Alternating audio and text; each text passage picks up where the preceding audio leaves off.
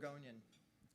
We are pleased to have as the moderator for our program, Kerry Tymchuk, Boyle Family Executive Director of the Oregon Historical Society. And before we begin our program, I want to just take a minute to give a word about the City Club of Portland. Our mission is to educate and inform our members and the community about matters of public interest and to provide space for civic dialogue that encourages respectful discussion and positive change. We accomplish that by producing nonpartisan public forums and debates and conducting policy research that results in a written report with recommendations to policymakers. It's the City Club members who provide the ideas, lead the discussions, conduct our research, and plan programs that address important issues for our community. But it's member dues and donations that make it possible for City Club to offer programs such as this one, free to the public. Everyone is welcome. Everyone is welcome at City Club. This month, we're holding our fall membership drive. If you join City Club today, we're offering a special incentive of $40 off the annual membership dues. Membership information is available online at our website at pdxcityclub.org, or you can check in the table for more membership information. Use the code NEW40, that's all caps, NEW40, 40, when you join, and you'll get the discount. And we thank you for your support of our important work. Let me remind you of a couple upcoming events. On October 29th, our program is Education in Oregon, What Works and Why It Matters.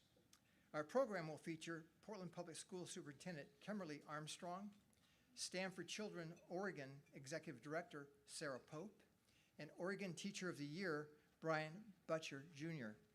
The program will be held at the University of Oregon's Balmer Institute at the Old Concordia campus in Northeast Portland and starts at 6 o'clock. Then on Friday, November 7th, we'll be back here at the University Place with a moderated discussion with Oregon Secretary of State, Tobias Reed. We'll hear what steps Secretary Reed is taking to protect Oregon's mail-in voting, which is now under attack. We'll also hear other aspects of the Secretary of State's office, including statewide audits, state lands administration, and small business assistance programs. And looking even further, on December 5th, Treasury Secretary Elizabeth Steiner will join us. You can find information about that program on our website.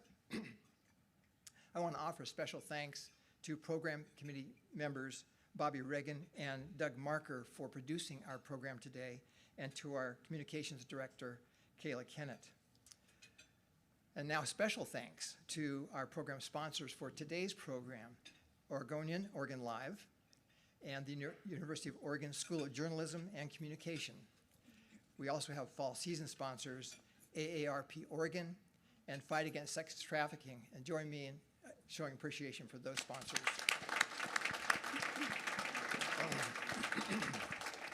And now to today's program. 40 years ago, news had a very different rhythm and scope. The day's top news was on the front page above the fold, like this. The daily newspaper arrived on the doorstep in the morning with all the content in this standard structure of a local news, sports, want ads, except it was much larger than what we see now. And I know that because 20 years before that, I delivered those papers in Klamath Falls by packing the Oregonian and Oregon Journal in a two-sided canvas vest bag, then donning that bag and walking my 2-mile delivery route in the dark. Not all great memories. Today, all of that content and more is right here, probably in your pocket. News comes from many sources around the clock. We choose what we want to read and when. We even select what we consider to be our own version of the news. Today's speaker has lived that change. Therese Bottomly began her career at Portland daily newspaper, The Oregonian, in 1983 after graduating from first Lincoln High School and then the University of Oregon. She rose in leadership as the Oregonian developed an online product, Oregon Live, and helped develop the Oregonian strategy for serving as this city's news source in a new media era. Notably, Therese described those changes through her weekly Letters from the Editor column. Therese retired this summer and joins us today to reflect on those changes in journalism and what the future may hold. We are also grateful to have Kerry Tymchuk as our moderator today. Kerry has led the Oregon Historical Society since 2011. He previously served in several political staff roles with U.S. Senators Bob Dole and Gordon Smith, and with Transportation Secretary Elizabeth Dole. Therese and Kerry, thank you for being with us today. And now, Kerry, I'll turn it over to you to begin the discussion. Thank you, and welcome to everyone. Thank you, everyone. John talked about your quick snapshot of your life. Born and raised in Portland, Lincoln High School, U of O in 1983, summa cum laude, show off. And you show up in December of 1983 for an internship at the copy desk of The Oregonian, and you never left. Longest internship ever. Could you ever have imagined that first day you showed up, 42 years later, you'd be there as editor of the paper? Absolutely not. I was 21 years old. It was the first newsroom I'd ever worked in. I didn't work at the high school paper. I didn't work at the Daily Emerald at U of O. And I got an internship on the copy desk and was lucky to be hired at the end of the summer by John Harvey, the news editor, and then lucky to have a lot of mentors along the way who threw me in every step of the way to off the deep end. Well, Elizabeth, to ask, you didn't have journalism experience in high school or college. What led you to show up at the Oregonian? What did you major in college? I did end up majoring in journalism. Back then, you could meander a bit, so I took a lot of Latin and linguistics and a lot of things that weren't going to pay the rent. And then I looked at the requirements for the journalism school, and I thought, well, those match up pretty well because they required a liberal arts education. I think the toughest course was going to be 3 terms of economics. And the biggest problem was the typing test. And it was on a manual typewriter. I don't think it was a really tough test, but my mother insisted I not take keyboarding because she didn't want me to become a secretary. And so I flunked that test 3 times. By the 4th time, I'd memorized it, so I did get in by the hook and crook of the typing test. The Oregonian was founded as a weekly in 1850, 175 years old this year. By my math, you have been there for almost 25% of the Oregonian's history, working for them. As you reflect on that, what comes to mind?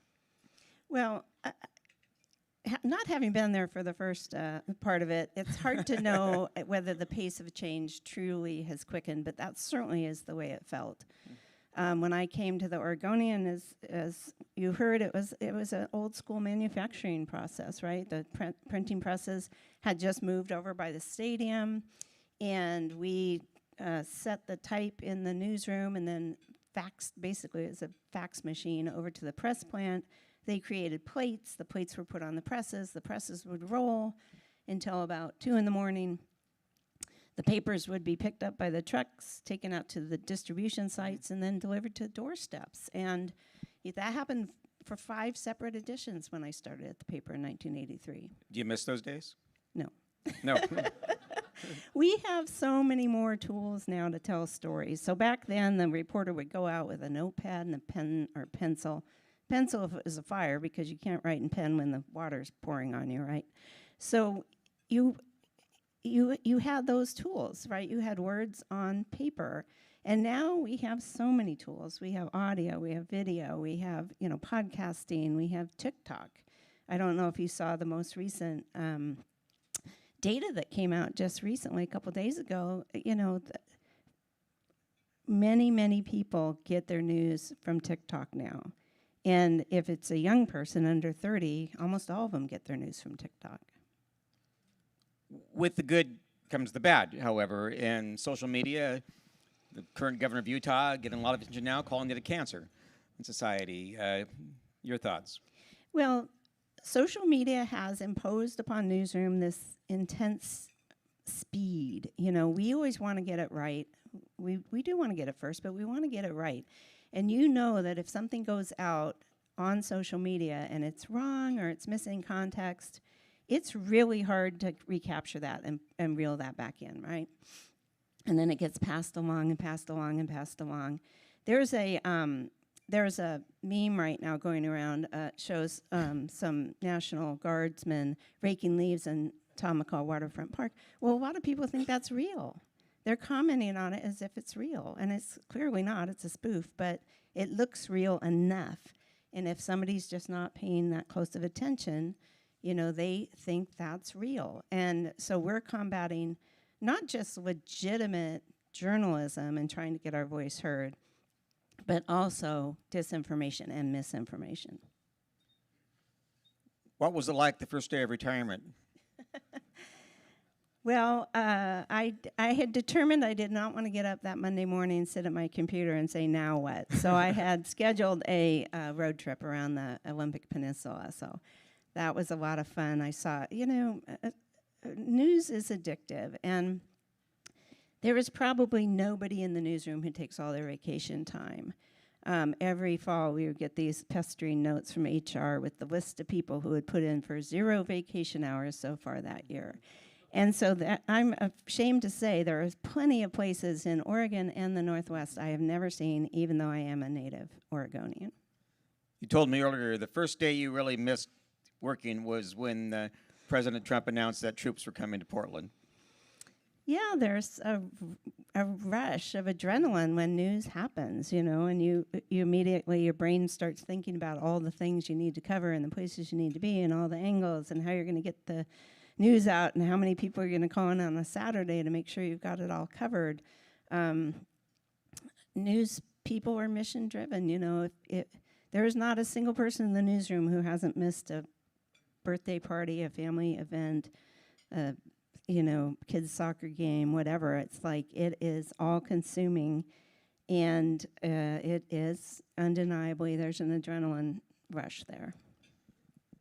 As you know, the masthead of the Washington Post for these last years has been democracy dies in darkness. Who's winning right now, democracy or darkness? I am always going to bet on democracy, but undeniably there are so many forces right now that are at play. You see the demonization of journalists. You see the demonization of large media outlets. You see the pressure being brought to bear both on the regulatory side, in the legal arena. You see news organizations settling suits that I think many lawyers would shrug and go, why? Why are they settling that? So I think at the national level, it's got to be an unsettling and scary time for journalists. I know that people have left some of those news organizations. There's also the ongoing financial pressures on those news organizations because of changes in the algorithms and search, and the number of people who come to their news report online, and that has a direct connection to the bottom line. Some of those people are leaving and starting up new news organizations, new newsrooms, but it's a difficult time, I think, for journalists. It's easier in some ways on the local level, and harder in some ways on the local level. And what can people in this room, what can the average citizen do, besides subscribing to The Oregonian, which we all should do, to keep local journalism, to keep fact-based journalism alive and profitable, because it has to be profitable to stay alive? Yeah, I mean, the most important thing is to subscribe. You hear it from us, you hear it probably more from OPB about, you know, we want to know about the steady number of people who are sustaining members, and that is something we can count on every month. Well, that's true of every news organization that charges for a subscription. That is important.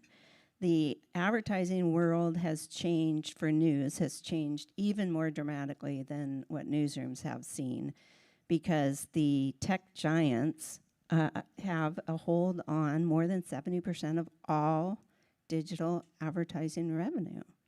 more than 70% goes to Google and Facebook, and that leaves a very small amount for every other news organization with a website out there that relies on paid advertising, and that's a lot of news organizations. John mentioned that he used to deliver the paper in Klamath Falls. We used to get the Oregonian in Reedsport, where I grew up. And now, of course, there's a limited geographic area where the Oregonian is actually delivered to. Yeah, when I mentioned we had 5 editions, some of those were the early editions that would go to Spokane and Boise. We call them the practice editions, where you could fix the mistakes for the later editions. But yeah, some of those were self-inflicted wounds where we decided to pull back. The business side, the circulation side. It costs money to. Newsprint was always the second biggest expense for newspapers, other than people. So you're paying for the newsprint. You're paying transportation costs. It got down to the deal in Klamath Falls was probably there was one guy who probably got in his truck really early, and he would drive to Eugene, and he would pick up those papers, and he would drive back every single day, and he would resell those papers at a price. He was an independent distributor. He would set the price, and at some point, the price became too much to bear because he's paying for his gasoline and his time and the price for the papers. And so over time, those outlying areas got cut back, even as we invested in our digital newspaper, which is a page-by-page replica. Many of you are probably familiar with it. If you get the print edition, you get the digital edition at no extra charge. And it shows each page, and you can turn the page, you can increase the type size. And the beauty of that is, of course, many people discovered, hey, when I go down to Palm Springs or I go to Mexico, I can take that with me and read it just as if I was sitting at my kitchen table. But the beauty for us is we can go into all those areas that we could not get the print edition into anymore. And you can add content because you're not paying for newsprint, right? So that digital online newspaper, the e-newspaper, is a very robust product with probably double the amount of information that is in the print edition. What is harmed in areas like Klamath Falls and Coos Bay, and not only the not getting the newspaper like the Oregonian, but also the death of local journalism. Yes. And losing their local newspapers or cutting it back to 1 or 2 employees. Yeah, it's been a really challenging story for local journalism around Oregon. So you have had cases where, for instance, the Mail Tribune in Medford just said, okay, we're not going to print it all anymore. And then a couple months later, said we're not going to exist anymore. And in that case, another organization did move in to the Rogue Valley to provide local news. So you've had cases where papers have just closed up, or they've consolidated. So you have Corvallis and Albany. They used to be entirely separate papers. They basically are one paper now rebranded for the community. Slightly different model is the Register Guard in Salem. The Statesman Journal have joint ownership through a chain, and they share a lot of stories. They share a lot of staff.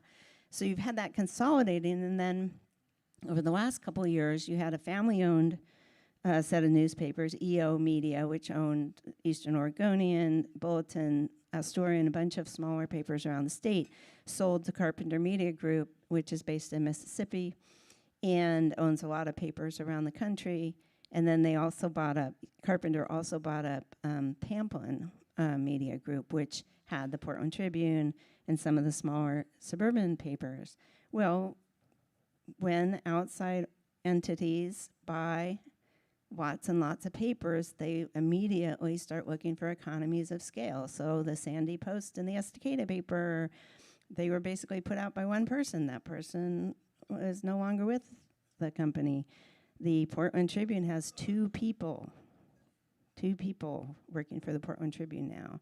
So it is a real struggle for those local news organizations.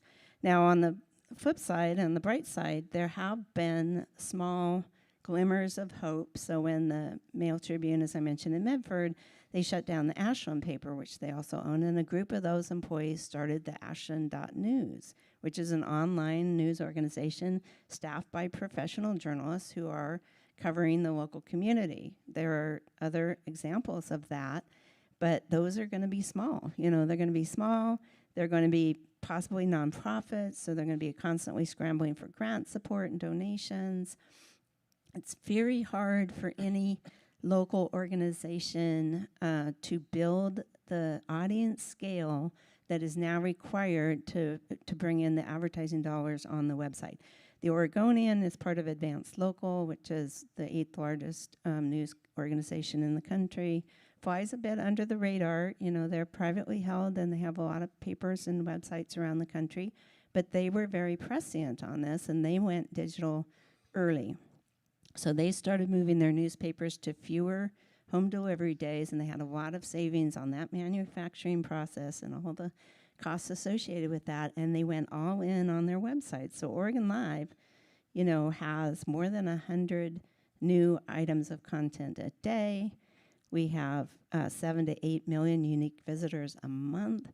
When you have that kind of audience scale, you are able to have more stable revenue along with the digital subscriptions that we started offering during the pandemic. So there's no turning back. I would say, even though you see these glimmers of investment in print, you know, these special magazine editions, you guys see it, right? Follow the audience. You want it on your phone. We are following the audience, and if that takes us to TikTok, then that's where we're going to go. So people spend more and more time consuming information on their phones or on their tablets. Like I said, that offers a lot of great opportunities. I mean, the Oregonian produced a documentary that has 37 million views on YouTube.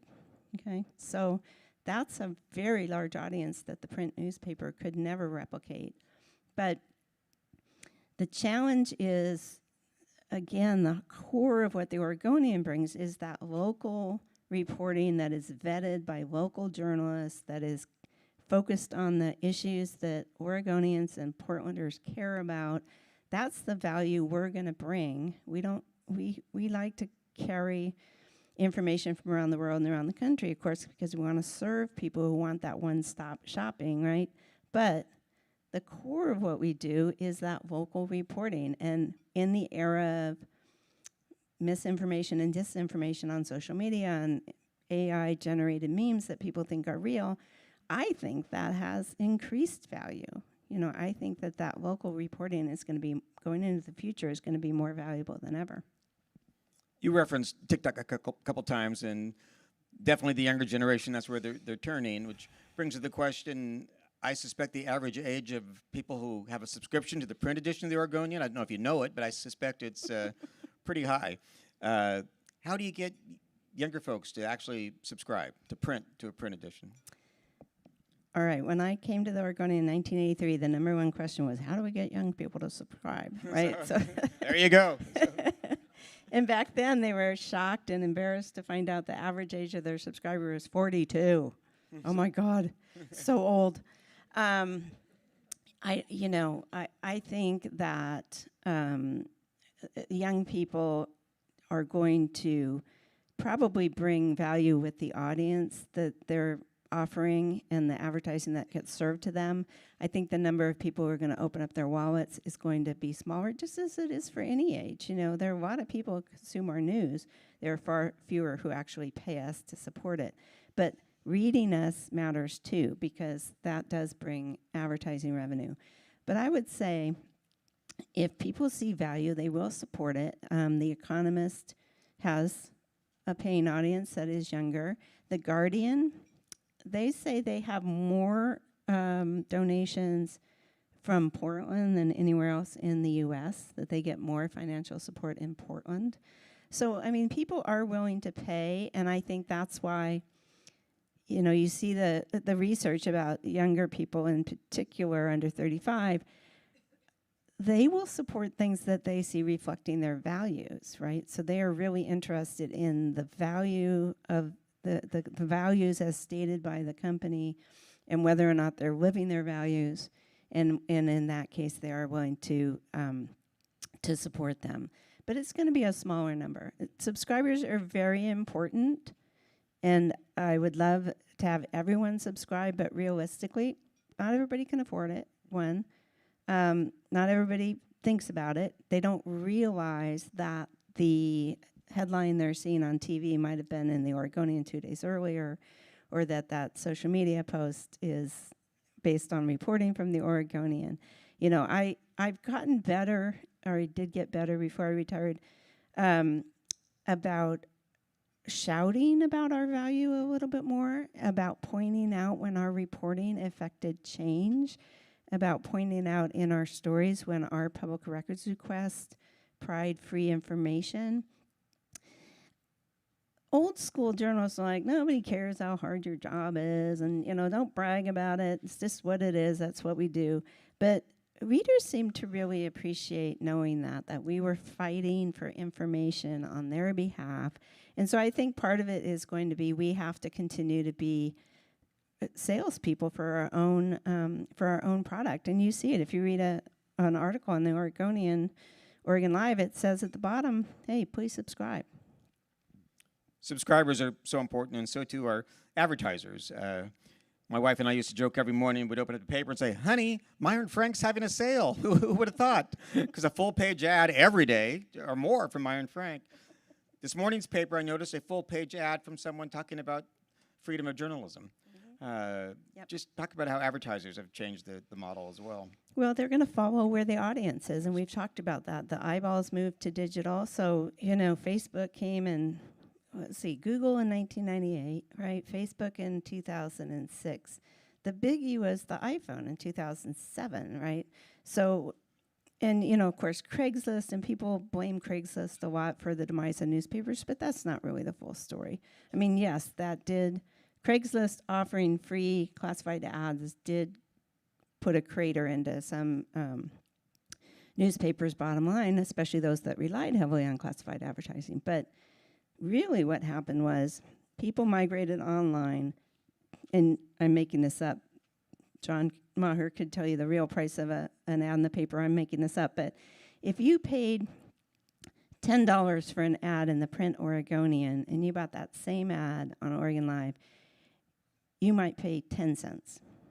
Okay, so it's just cheaper. Digital advertising brings in far less revenue to the newsroom, one, and two, much of it is controlled, again, by the tech giants, and they keep it themselves. And that's becoming even trickier in the world of AI, because we used to have kind of a little détente with Google, because people would search, like, what's the tallest mountain in Oregon? And, you know, it would point to Oregon Live for the answer. Well, now with AI, it's creating the answer, and you don't have to click through. So we used to get a benefit, and many news organizations around the country got a benefit from those click-throughs, because then they would be served ads and we would get some incremental revenue from that. But I think the important thing for the local news organization is, again, that our owners and the local leadership were very pressing about the changes and started diversifying the number of revenue streams. So yes, we used to have advertising and circulation, and historically in America, 80% of the cost of newsrooms was borne by advertisers and 20% by subscribers. Well, by 2000 in Europe, that was 50-50. And in America, it slowly got that way, that the customer was bearing more of the cost, because digital dimes coming from digital advertisers instead of print dollars, right? So you're trading those print dollars. They're getting their ads in front of people, but they're paying far less to get their ads in front of people. And you see, we talked about news organizations closing down. Many news organizations had to get smaller. Certainly the Oregonian did. We had to look for more and different revenue sources. I mentioned subscriptions to Oregon Live. It was launched in 1999, somewhere in there, and it was free. 20 years it was free, right? People got used to it. People said, oh, I'm never going to pay for anything on the internet. Well, during the pandemic, we offered what we call a voluntary subscription. Of course, all subscriptions are voluntary, but this is basically a donation, and lots of people signed up for it. And so we said, okay, people value this information. During the coronavirus pandemic, in the beginning in 2020, our web traffic tripled. It was a testament to how people needed solid, vetted local information in a time of crisis. So we offered a subscription for the first time, and we offered subscriber exclusive content. So if you did subscribe to Oregon Live, you got access to more information. Now, the vast majority of the work we do is still free. And of course, we always have a public service lens on that. We have a filter on that so that we don't put something that is, disaster information or coronavirus information or something that people need from a public health standpoint. We don't put that behind the paywall, but we do put some percentage of work behind the paywall and ask people to support the work. As you know, there's some changes going on in larger papers regarding the editorial department, not endorsing candidates or skewing. Talk about the strength of the Oregonian editorial department and the policy. So you're probably referring to decisions not to endorse in presidential races. Yeah. Well, as long as I was there, the Oregonian leadership always felt that the local editorial voice was very important. Recognizing that people didn't necessarily have the time or the opportunity or the resources to vet and report and research local issues. And a lot of reporting and research goes into those editorials that run now on Wednesdays and Sundays. The Washington Post, for instance, got a lot of flack for not endorsing in the presidential race. And, the Oregonian didn't endorse in the presidential race for a couple of years. And I wrote about that in my column, and I called up Chris Anderson, the former publisher, and I said, well, everybody thought it was because you couldn't abide endorsing Barack Obama. And he said, no, that's not the case at all. He said, what I felt was we should editorialize on issues where we could actually do the reporting. We haven't met either of these candidates. We haven't talked to them. And we should focus on local issues that we really can make a difference. His position was an editorial was not going to change any voter's mind, right, on the presidential race. So I think there's room for, respectful debate about that. I think the problem with the Washington Post and maybe some others was the fact it was the owner coming in from the outside as opposed to independent decision made internally by the publisher, and the fact of timing and just really poor communication around it. Well, now that you're not there anymore, you can give us the real scoop. So let's talk about some of the proudest moment or biggest story you covered. Oh, boy, I really couldn't pick one. I was very proud of the work that the Oregonian did in Publishing Prejudice, which was a project where we looked back at our own history as a newspaper and looked at a couple of decades where the newspaper was very out of step and racist in its treatment of Oregon citizens. And it wasn't just a product of its time. It was clearly beyond that. It was a newspaper by and for white men and white men only, and was determined to keep down and exclude people who were not white men. So that was a difficult project to do, but I think it was worthwhile to go back. You did a lot of work with the Oregon Historical Society on that. Exactly, so and we share something in common in that Harvey Scott, your publisher and editor back then, was also the first president of the board of the Oregon Historical Society. Yes, and even into the 40s with the Japanese American imprisonment, the Oregonian for some reason decided to dispatch a reporter to try to debunk the first person account of a man who was held in Tacoma, Washington, and he wrote about it for the New Republic, and he wrote about the conditions in the prison camp. And for whatever reason, the Oregonian decided, well, we should go out to, the Expo Center and debunk this. And it caused great pain to that family, and I actually met with them at the Historical Society and apologized to them personally for that. Biggest story you missed? Oh, boy. I don't know yet. I guess time will tell. Well, obviously, as longtime Oregonians know, a tough time was, of course, the Goldschmidt story. So.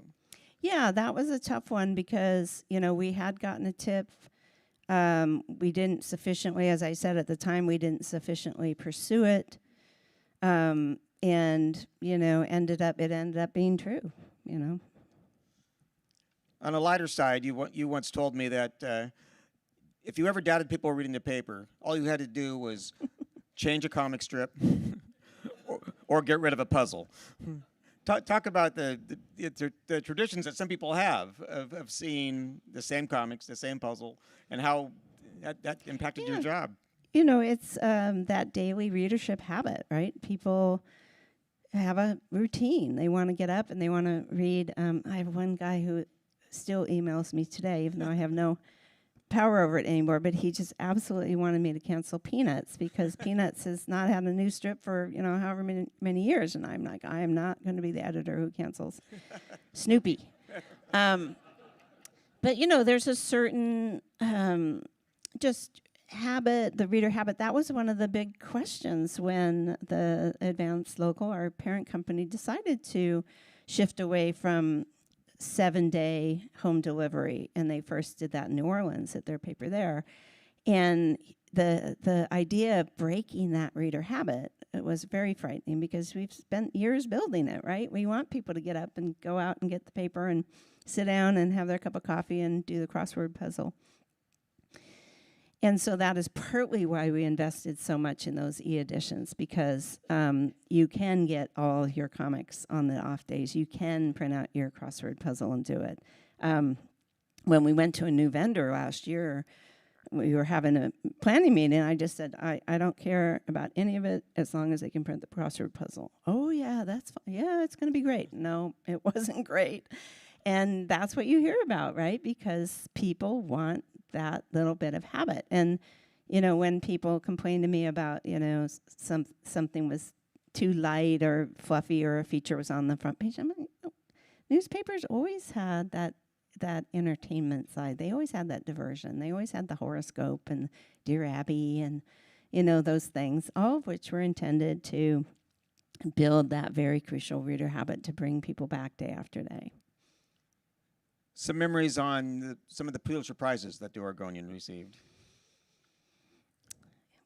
Well, when Sandy Rowe came in 1993, she benefited. The first woman to be editor of the paper. First woman editor. She came in from Virginia. Really was able, it was kind of at the heyday, right? Classifieds were booming, and we had bureaus. We had a Tokyo bureau, we had a Washington, D.C. bureau. We had Salem bureau. We had community bureaus around the Portland area. But she was able to invest and hire. When I started the Oregonian, we had 305 people in the newsroom, and that was what it was because we had merged. The Oregon Journal had merged the year before. So we were considered overstaffed. But she was able to add to the staff until it got up to more than 450 people. And that allowed, I think, and her mission for us was to sort of look for more ambitious work. And so that did allow for some of those projects that turned into Pulitzers, one of which resonates today, which was out at the Portland airport, a bunch of business people were coming in to meet with Nike and other companies, and they were coming in from Japan and other countries, and they were being treated like criminals by the INS, which is now ICE. And we were hearing about these issues, and the companies were, really upset. They'd have like a senior executive flying in from Tokyo, and they'd be thrown in a cell out there and treated like they were a, narco-terrorist. So we started looking around, and we looked across the country, and we found this pattern across the country, and that project ended up winning the gold medal, the Pulitzer Prize for Public Service that year. And it's sort of the perfect type of journalism that a local organization would do, which is take something local that's important to the people here and then build on it and see if there's a pattern, right? You see news organizations sometimes that look like they're just chasing prizes and they're randomly going off and doing stories that have no relevance to their local community. But to me, that was a classic example of something that really did have relevance here and did have impact. And, as you can see, is still relevant today. Another one is the French Fry Project, which Rich Reed, a reporter for us, had been our Tokyo bureau chief for many years, and had a real interest in the Asian economy and how the Northwest economy was so closely intertwined. And so when the Asian economy dipped, then it had repercussions throughout the Northwest. And so he had this idea of following a potato from a farm out in eastern Washington and following that same lot of potatoes all the way to a McDonald's in Singapore to show each step of the way how the Asian economy was so closely aligned with the Northwest economy. And that coincided with the Pulitzer Prize Board reinstating the Explanatory Journalism Award. And so that one for explanatory journalism, was a perfect example of that type of journalism. So what advice would you give, say there's a young student at University of Oregon right now thinking about majoring in journalism. What advice would you give them? Well, twofold. One is understand the basics of journalism, right? The principles of journalism have not changed. Seek truth, right? Seek the truth. And then the other is to be everything. You cannot walk into a newsroom today and not know how to shoot a video. You have to be able to use all of the tools. And I would say our interns are fantastic. We get a crop of interns every summer, anywhere from 6 to 8 of them. They get it, you know. They live social media. They understand it. I remember at one point I said to the intern, I said, "What's your Twitter?" And he said, "I'm not on Twitter. I'm on Snapchat." I thought, oh boy, here we go. We have just passed a generation. Of course, now they're on TikTok, and who knows what the next thing will be. But they understand how to reach audiences through social media. They understand the power. You know, the biggest social media platform today is YouTube. If you look at the number of people watching video, it's like this, right? People are watching podcasts on YouTube. 2 guys sitting talking into their microphones is now a really hot thing on YouTube. So we have to understand these trends, even if we roll our eyes. As you know, I consider myself an old fuddy-duddy, but we have to be where the audience is, right? Otherwise, you're not delivering on the promise. You've got your former boss and your successor here with us today. What advice would you give them? Oh, well, I would say, John has been just a great partner with the newsroom, really understands the business, very supportive of the journalism. I think he made me interim editor in 2018 on a Friday. On that Saturday, there was a protest, and one of our reporters got beamed in the head by a full water bottle where somebody was trying to throw it at a cop, I think, and hit the journalist instead. And so suddenly our poor, reporter with blood running down his face it was caught on Twitter, so he became the face of the protest. And I thought, oh boy, my first weekend, I got a guy, I'm taking him to the ER. I better call my boss. And, John was super, super supportive of the work and very caring about the journalists. Laura has, done everything in the newsroom. She is more than prepared for this role. She's been an investigative reporter, a political reporter, run the editorial pages, been a sports clerk. Every job in the newsroom pretty much that you could have, she has had and is very well prepared. So my only advice to them is carry on, and I miss it. We'd like to take questions now from City Club members and guests. We are very excited to have students, as we just mentioned, joining us from the communications program here at Portland State University. Love to have students get first line up to ask a question. Just please line up at the microphone here, held by Doug Marker over here. And to ensure we get as many questions as possible, please state your name and ask your question in 30 seconds or less. So don't be shy. Come on up if you have a question. Otherwise, I'll just keep asking them. Well, and I'll bring in a question that we asked folks who are online to ask. And one question goes right to the heart and also to the future for people who are students now is, do you think the Oregonian will exist in print by 2035?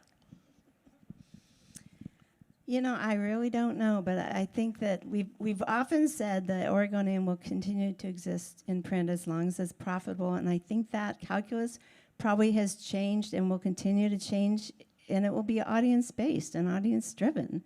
I can't speak for the owners, but they are going to do, they have been terrific about independent local leadership. But at the end of the day, they are going to do what this community tells it needs from its local newsroom and news organization. Student? Yeah. Oh, hi. What advice do you give to those 30 years and younger folks out there that do get their information from TikTok or Snapchat or any other social media platform, given the rise of misinformation in our society today?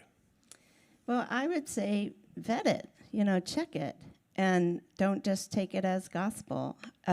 Consider the source, check for alternative sources.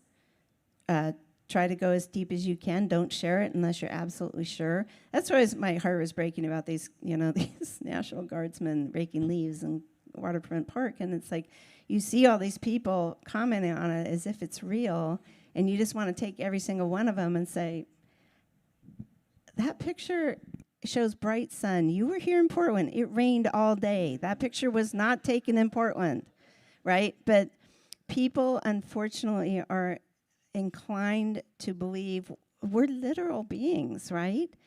And we are inclined to believe things that are put in front of us. And I just think we have to bring that skepticism to bear. You may have seen the most recent thing being released now is the AI video tool, Sora.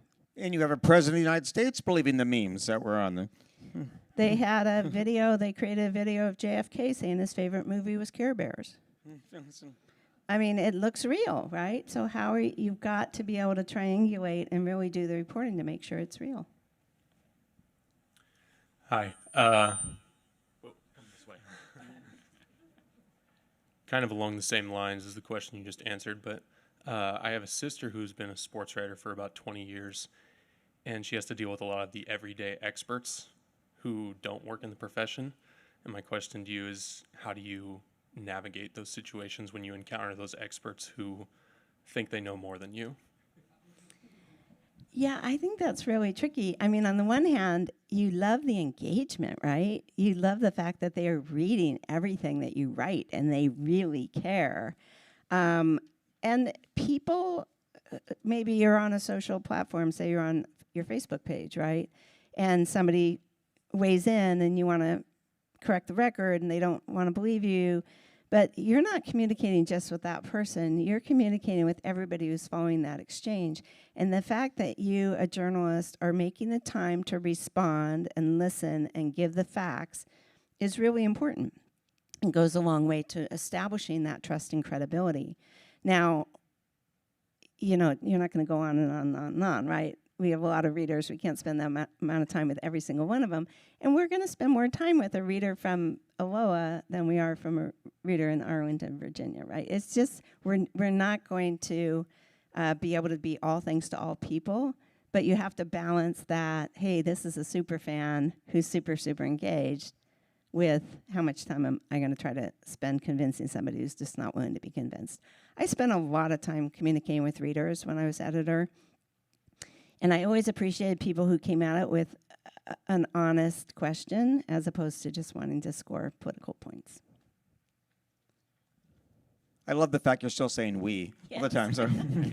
That's going to be a hard habit to break. Hi.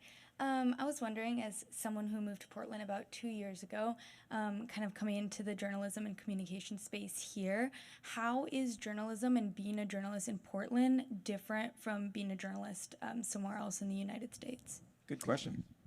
I would say that we are blessed to have more longtime journalists here who really understand the market.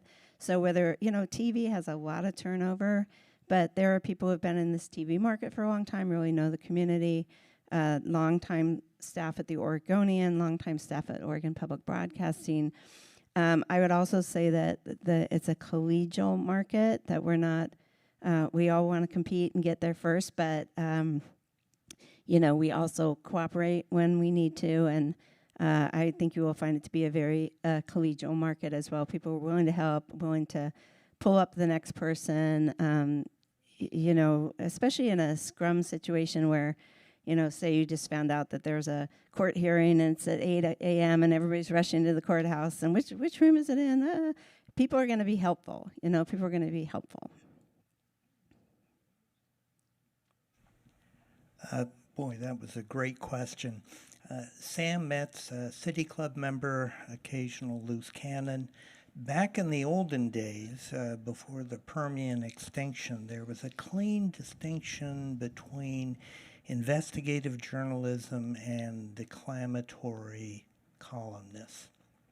Now that's blurred. People get their news from opinion pieces and inject opinion into news. Is that division now artificial and outmoded between news and opinion? I don't think it is. I mean, there are a couple of factors there. One is I do think that you are seeing journalists trying to help readers navigate and understand better what's going on. We used to be really good at stenography, right? But then when we wrote about the meeting, but we never summed it up to say what happened and how important was it and who won and who lost. So I think there has been a real effort, and you even see this with the Associated Press, to give people a better understanding of the meaning. Now, sometimes people see that as injecting opinion, and I think you have to be very careful about that. People, when they see AP writes that President Trump said something baselessly or without evidence or made a baseless claim. Some people read that as opinion, but that has become the norm of news organizations to try to help people understand the meaning of what happened. As far as the Oregonian, when I was there was always a clear divide with opinion and news. And it was very clear when something was opinion, it would be labeled and it would be on the opinion pages. Sports is kind of an interesting, the woman who was just talking about sports journalism, it's always been a little bit different in that sports writers have always had a little bit more leeway to say the team sucked. Or, we had a headline once that called them the hapless Blazers, and then, boy, the phones just blew up. But they've always had a little more in the sports arena. They've had more leeway to kind of say it like it is, and I think some of that has come into the news columns as well.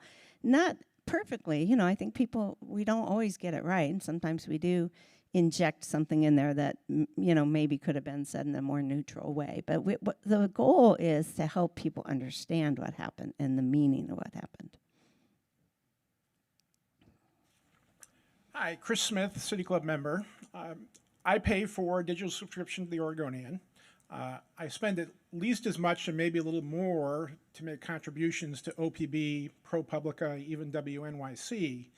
What's the role of corporate media versus nonprofit newsrooms, particularly in an era where corporate media associated with other profit-making enterprises is rushing to bend the knee to our authoritarian executive? I think that there are a lot of different ecosystems at play in America right now. Some of it is very much the for-profit, extractive, large organization that is simply trying to extract value from news organizations. Some of it is locally, privately owned local news organizations that are relying more on their audiences. And then smaller and, really not as widespread are the nonprofits. And that's tricky too, because if you take $10 million from one donor, people might think, well, the news you're putting out is going to bend a knee to that donor. ProPublica was one of the first to really press this model. They started out with a 5-year seed fund, but they had lots of thought into how to present that proposition. Like, how are we going to be a nonprofit and take money, but help people understand that there's a firewall and that we are going to, without fear or favor, take on whatever issues we need to. Seattle Times, just up the road from us, they bring in almost $2 million in philanthropy now, but they also have all these disclosures, because if the Gates Foundation is supporting your, your, whatever, education reporting, how are people supposed to understand if there's any sort of intersection there? So I do think that there's no one size fits all for what's going on in America right now. We're at a time of great change and seismic change in the news business.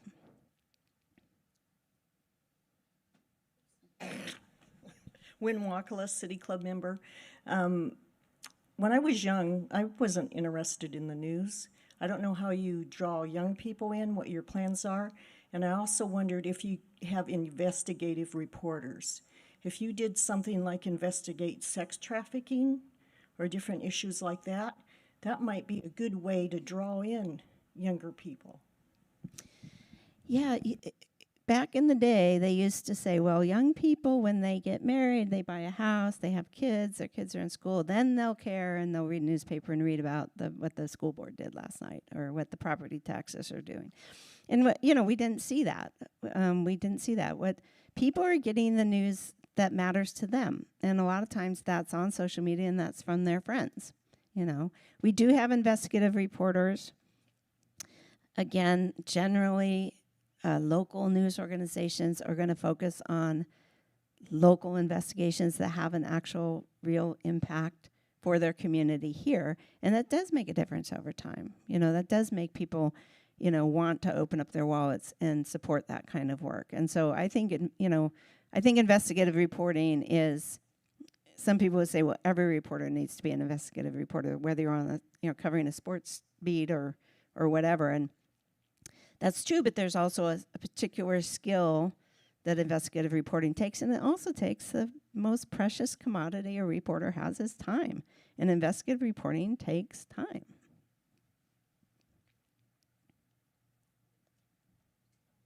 Royce, member of City Club. I hear the echo back there.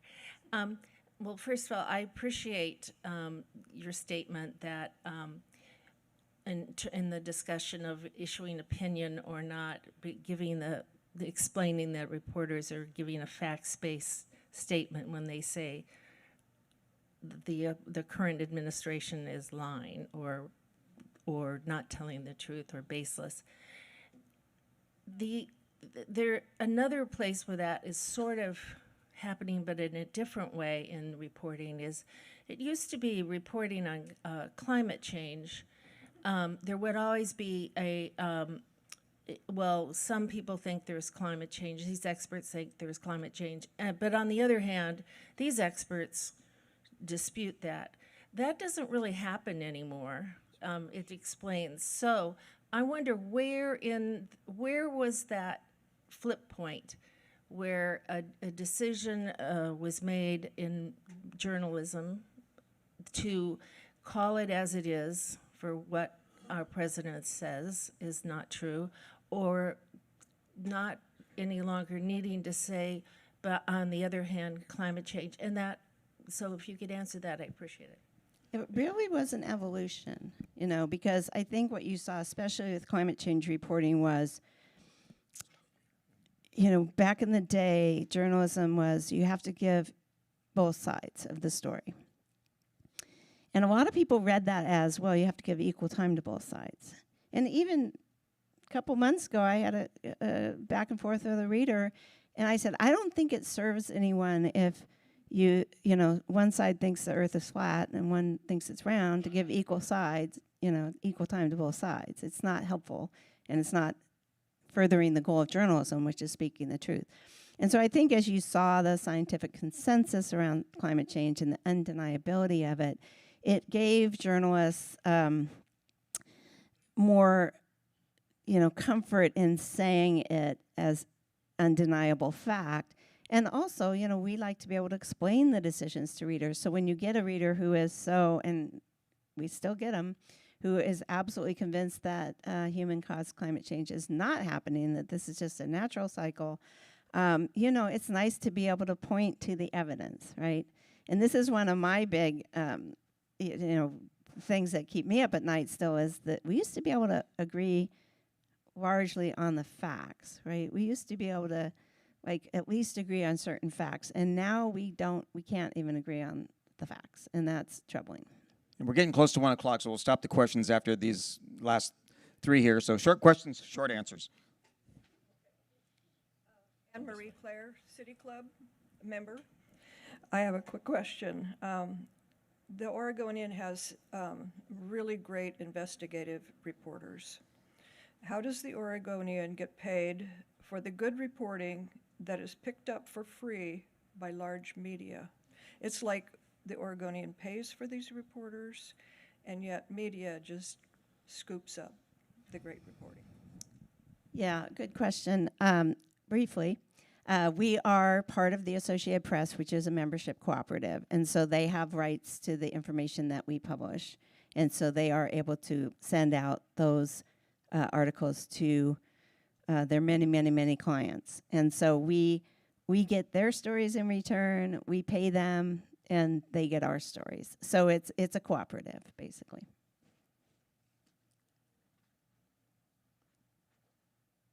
Hi, I'm Danielle. I'm a Portland State student, and my question's a little bit of a handful, so I guess just answer it quickly.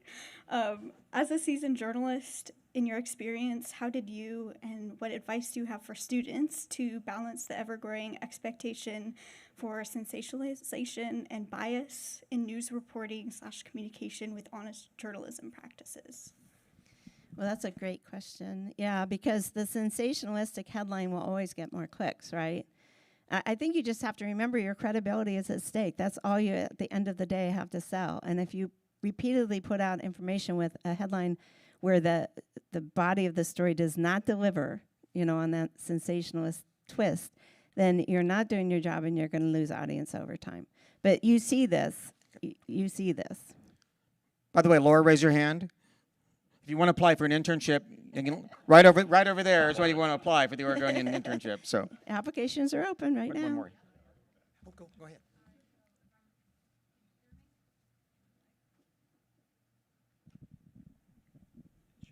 I'm Fran Gardner, new City Club member, also late of the Oregonian newsroom.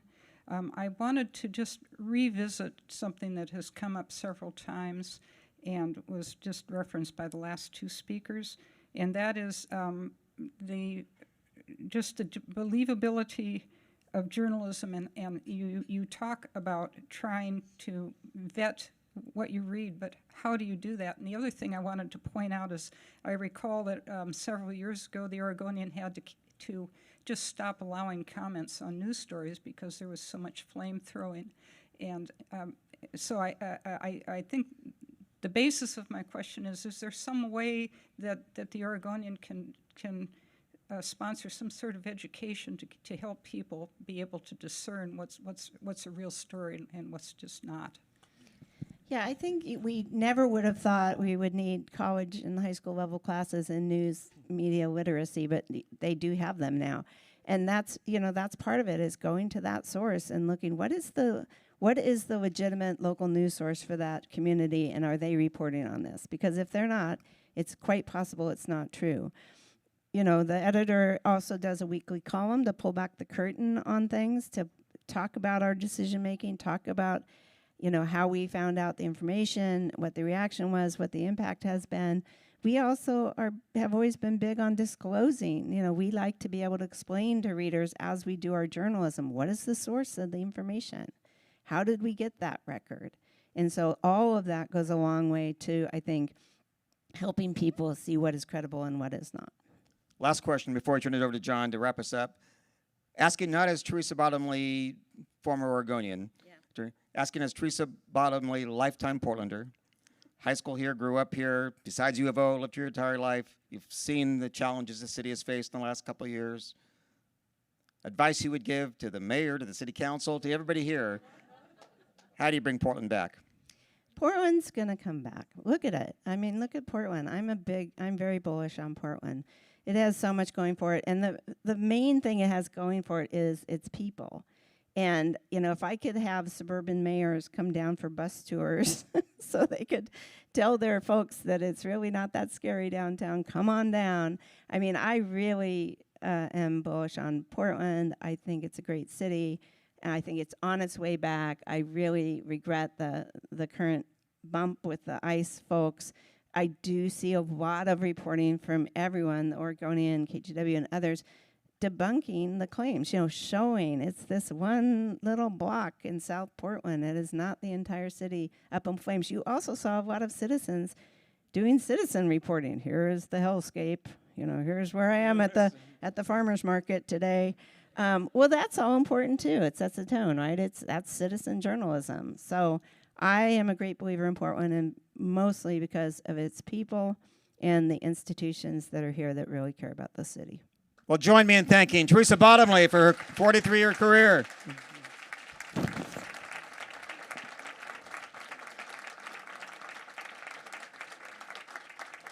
Thank you so much. Is this on? Is the mic on? Can you hear me? Thank you. Well, that concludes our program. Am I on now? Hello? Can you hear me? Okay, good. I want special thanks to those folks who came up and asked questions. Terrific questions, by the way, and great answers, too. I want to thank both Kerry and Therese for a really inspiring conversation. It makes me hopeful about Portland and hopeful about how Portland can lead in this whole space. So you know that the City Club has not been left behind in the digital age. If you'd like to share this whole event with your friends, you can go to City Club's YouTube channel and watch it again or pass it on. Please do. We want to, again, thank our sponsors, the Oregonian, Oregon Live, the University of Oregon School of Journalism and Communications for this program, and our season sponsors, AARP Oregon and Fight for Against Sex Trafficking for their season support. And remember the program on education coming up on October 29th. Education in Oregon, what works and why it matters. So I hope you have a good afternoon. Enjoy the day.